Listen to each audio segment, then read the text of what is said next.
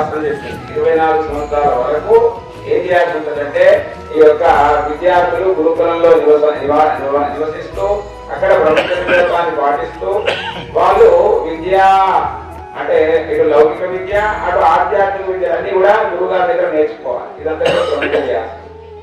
తర్వాత గురుగారు ఏం చేస్తారంటే ఆ విద్యార్థిని గమనించి, అయ్యా 2 మార్గాలు ఉన్నాయి నీకు, ఒకటి ప్రవృత్తి మార్గము, రెండోది నివృత్తి మార్గం. ప్రవృత్తి మార్గము అంటే నీ వెళ్ళి ఈ యొక్క గృహస్థాశ్రమాన్ని స్వీకరించి ఒక చక్కని కన్యను వివాహం చేసుకొని గృహస్థాశ్రమం నిర్వహిస్తా అంటే నువ్వు వెళ్ళి మీ ఇంటికి వెళ్ళి ఆ యొక్క గృహస్థాశ్రమం వివాహం చేసుకొని గృహస్థాశ్రమం నిర్వర్తించు. అయ్యా నాకు అటువంటి ఆసక్తి లేదు, నేను సాధనలో నిమగ్నమై ఆ బ్రహ్మత్వాన్ని లేదా బ్రహ్మనిష్టను పొందాలనుకుంటున్నాను అనుకుంటే అప్పుడు ఏం చేయాలైనా అక్కడి నుంచి నైష్టిక బ్రహ్మచర్యం తీసుకొని ఇంకా ముందుకెళ్ళాల్సి ఉంటుంది. 2 మార్గాలు వచ్చినాయి. ప్రవృత్తి మార్గంలో అంటే ఏం కావాలి, ఇంటికి వచ్చి వివాహం చేసుకోవాలి. నివృత్తి మార్గం అంటే అదే ఆశ్రమంలో ఉంటూ నివృత్తి మార్గంలోకి వెళ్ళిపోవాలి. 2 మార్గాలు. అయితే మరి ఇప్పుడు ఆయన సాధన చేసుకుంటాడు, మరి గృహస్థాశ్రమంలోకి వచ్చినటువంటి వ్యక్తి ఎవరైతే ఉన్నారో మరి ఆయన మొత్తం ఈ లౌకికంలో ఉండి ఇక్కడే ఆయన సంసారంలో పడి కొట్టుకొని పోవాలనా, లేకపోతే ఆయన కూడా మార్గంలో తరించేటువంటి మార్గం మీద ఉందా అంటే మహాత్ములు ఏం చేసినంటే ఈ యొక్క 4 నెలల కాలం ఏదైతుందో ఇది చక్కటి కాలము.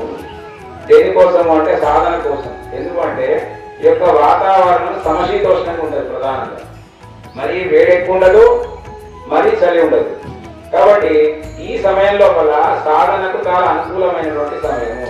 కాబట్టి ఈ 4 నెలల సమయం ఏదైతుందో ఈ యొక్క గృహస్థాశ్రమంలో ఉన్నటువంటి వాళ్ళంతా కూడా తమ ఇష్టానుసారంగా ఉదయం లేచి ఒక 15 నిమిషాలు 20 నిమిషాలు అరగంట గంట ఎంత వీలైతే అంత ఏదో రకమైనటువంటి అనుష్ఠానాన్ని చేసుకోవాల్సినటువంటి అవసరము ఈ 4 నెలల్లో చాలా కూడా అంటే విలువైనటువంటిది, శక్తివంతమైనటువంటి ఈ 4 నెలలు చేసేటువంటి సాధన. ఎందుకు అంటే ఈ సమయం లోపల మహాత్ములందరూ అంటే సన్యాసులు మహాత్ములందరూ కూడా ఈ 4 నెలలు ఏదో ఒక చోట మాత్రమే ఉంది. వారి ఆశ్రమంలో కావచ్చు లేదా ఒక ప్రాంతంలో ఉండి వారు తమ యొక్క మనస్సును అంతా కూడా బ్రహ్మయంతో లయం చేసేటువంటి ఒక వైబ్రేషన్ అంతా కూడా తరంగాలు, ఆధ్యాత్మిక తరంగాలంతా కూడా మన యొక్క దేశంలో వ్యాపింపజేయబడి ఉంటాయి.